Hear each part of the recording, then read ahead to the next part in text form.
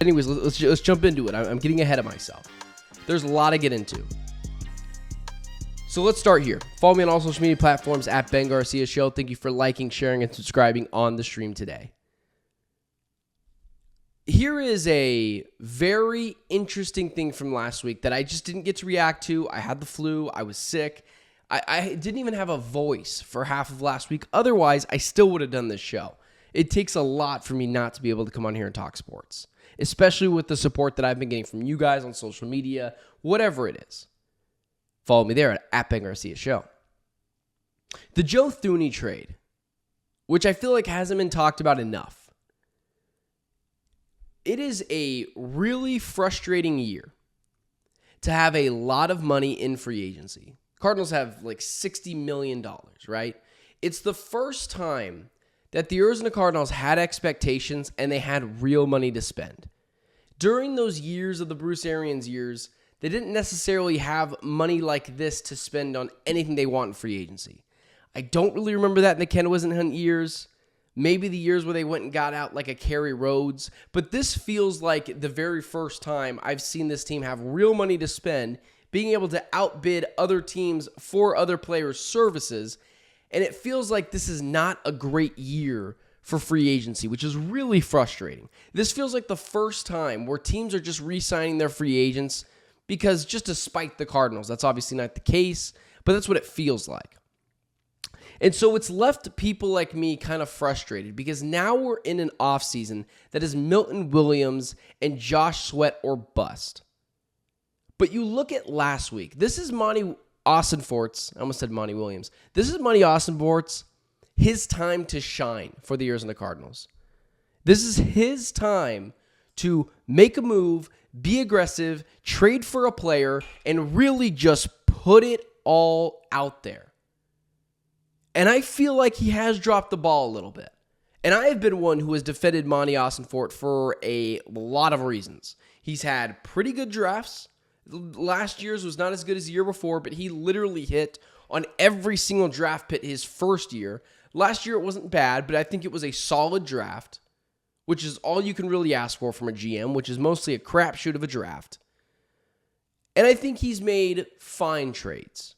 I'm not upset with the re-signing of players like Baron Browning or like Zaven Collins or Budda Baker. Like those are all fine extensions to me. And you guys know how I feel on the show. Free agency is almost always fool's gold. It almost always is. You tend to spend a ton of money and it doesn't work out all the time as effectively as you thought it was supposed to. Because in free agency, you're paying players for what they've already done, not what they're going to do for your team. So you see, like last week, it's why I'm a very big fan of the trading market. You need a guard on this team. I'm not so sure they're going to keep Will Hernandez around. I don't know. Maybe Isaiah Adams is ready to take the next leap. All of that is fine, good, and dandy. But Joe Thuney at 32 years old was staring you in the face, and he went for, what was it, a 6th-round pick? I would have given him a 4th-round pick for Joe Thuney. An all-pro guard. I don't care if he needed a contract. I would have paid him. Contracts in the NFL are not fully guaranteed. I think that was a clear misstep by the Cardinals. I didn't even know he was on the market. They stuck Joe Thuney from left guard to left tackle. And he was awesome. That doesn't happen. So that was one thing that was really frustrating to me. Monty Austin-Fort should have made the call on that. Because then you're talking about an offensive line. It's Paris Johnson Jr., Joe Thuney, either on the left guard or right guard. That's how versatile he is. Yoda Froholt. And then, of course, Isaiah Adams somewhere. And then you're really only finding out what you want to do at right tackle. There's a couple of different options, but I really like that line.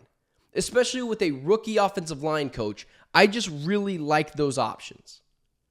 I like banking on talent that I know is going to be very good.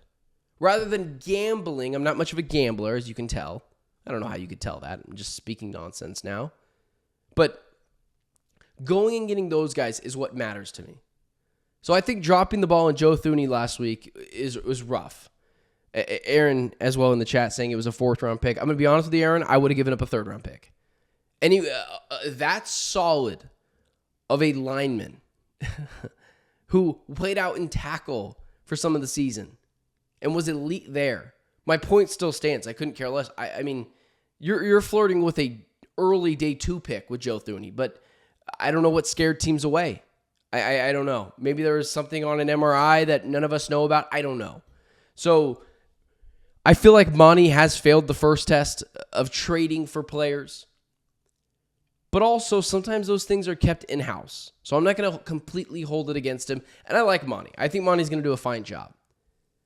And I know how much he loves his draft picks. Maybe he trusts his draft board. That's fair too. Here's the thing that worries about me, and then I'm going to give you guys a big, splashy prediction for NFL free agency for the Arizona Cardinals. There's someone out there that I think is going to end up an Arizona Cardinal that I think everyone is telling us something big is going to happen, and there's positioning in this reporter landscape, and I think that's what's going to happen. There's going to be something big happening, and I'm going to put my money where my mouth is. I'm going to say a big name, and people are going to say, "Oh, it's nonsense." Like, okay, well, whatever. Let's talk about it. But let's talk here first. I am stuck between a rock and a hard place. The Cardinals are stuck between a rock and a hard place. As mentioned before, this is the first offseason that I can remember where they've had real money to spend. Real money. No worrying about if they're going to get outbid, maybe by one player, and we'll talk about that player in just a second. But I do want to talk about one thing. The Arizona Cardinals are in essentially a Josh Sweat and Milton Williams offseason or bust. And I've got to be honest with you, that worries me a little bit. Milton Williams, Josh Sweat, both good players. Milton Williams, I believe, is 25 years old. Josh Sweat, I know, is 27 years old. So not exactly old guys that you're going after. And I like that. Milton Williams, 25 years old. He's played every single game of his career except for one game. Josh Sweat, 27 years old. That's a guy who's played every single game of his career since 2021. Oh, it looks like he's missed one game each of those games. So 3 games missed in 4 years. Whoop-de-friggin-do. You guys know that sometimes players can sprain an ankle? So, I'll get to the Browning stuff in just a second here, Aaron, because I don't think that that's true at all. But let's continue here. It feels like it's an Arizona Cardinals, Josh Sweat, and Milton Williams offseason or bust. And let me just caution Cardinals fans just a little bit, because I don't think that this should sway the Cardinals away from paying gobs of money for interior and exterior lineman help on the defensive side of the ball. But I do want to warn people about Milton Williams a little bit, who I don't think got insane free agency hype until post-Super Bowl. Will those two guys fit here? Yeah, I think they will fit.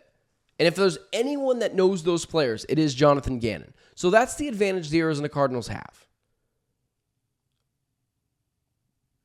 But maybe we should temper our expectations just a little bit. Anything is going to be better than what the Cardinals were rushing out there on the defensive side of the ball last year. But do I think Milton Williams is Aaron Donald? Do I think he's one of those elite level interior defensive linemen? No. I don't think he's Jalen Carter. I don't think he's Aaron Donald. I don't think he's Dexter Lawrence. And you wonder why Milton Williams is such a hot free agent commodity, who's also represented by Steve Keim, by the way.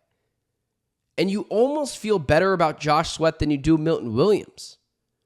And the reasoning for that is Milton Williams played with one of the best defensive lines in the NFL.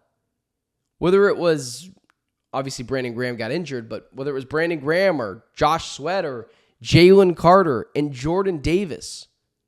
Jordan Davis and Jalen Carter, two guys that are on the same position as him. And yeah, he benefited from that. And he played well and he took advantage of his opportunities. But there is some worry to me that just going out and giving Milton Williams from the Cowboys money feels a little bit worrisome for me. It reminds me a few years ago where the Cardinals went and got Jordan Phillips, when the Cardinals went and got Jordan Phillips from the Buffalo Bills in a free agency signing. He had 9.5 sacks, his final year going to a contract year, and he went with the Cardinals and never got that many sacks in his entire career with the Cardinals. So as much as I agree with that the Arizona Cardinals need to go out and go spend money and take swings at the bat, I do worry that we're putting too much stock in two guys, in Josh Sweat and Milton Williams, that maybe they're not meant to be those guys. Good contributing role players, but I'm not going to be upset if the Cardinals don't get one of those guys. I'd rather save my pennies, be a little bit more frugal, and just get one of those guys, and Josh Sweat. If the dollar amount is right, I'd want both. But Milton Williams specifically really worries me. Played on an elite-level Eagles team, especially on the defensive side of the ball, where there are stars everywhere, and he played directly behind two Pro Bowl and, dare I say, all-pro level defensive tackles in Jordan Davis and Jalen Carter. So, yeah, as much as I want to see him in Cardinal red, there is a little bit worrisome to me that potentially he's a little bit of fool's gold. And that he could be that type of player where you spend a ton of money in free agency on him, and then it doesn't work out.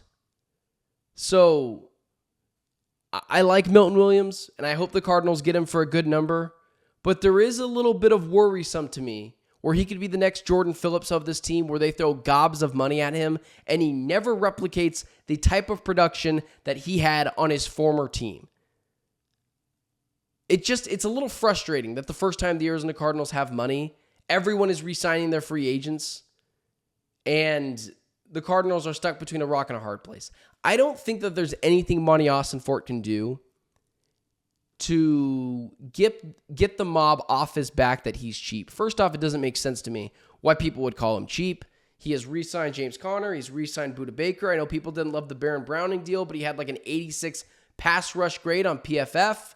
He's obviously very productive. The sacks weren't there, but still. So I like Monty Austinfort's ability to key in on talent and make that money to go get him. But free agency, to me, has always been about spotting one or two guys that you go and give money to, and you have done your research better than any one of those other people. Like Mac Wilson from last year. Jonathan Jones kind of didn't work out. Bilal Nichols didn't work out. Now, those were injuries. Milton Williams, Josh Sweat, I hope they both end up as Cardinals. But I am a little worried about those two names. Morely Milton Williams. Josh Sweat's a little bit more proven. But at the end of the day, if you go get Milton Williams and Josh Sweat and you sign a corner, I don't know, maybe that's DJ Reed, and you draft the defensive lineman in the draft, I'm okay with that, even if you overpay a little bit, because that defense is going to be significantly improved. All right. Let's quickly move on, guys. I have another bold prediction I want to make, but those are my kind of early free agency thoughts. Go spend money on the defensive side of the ball.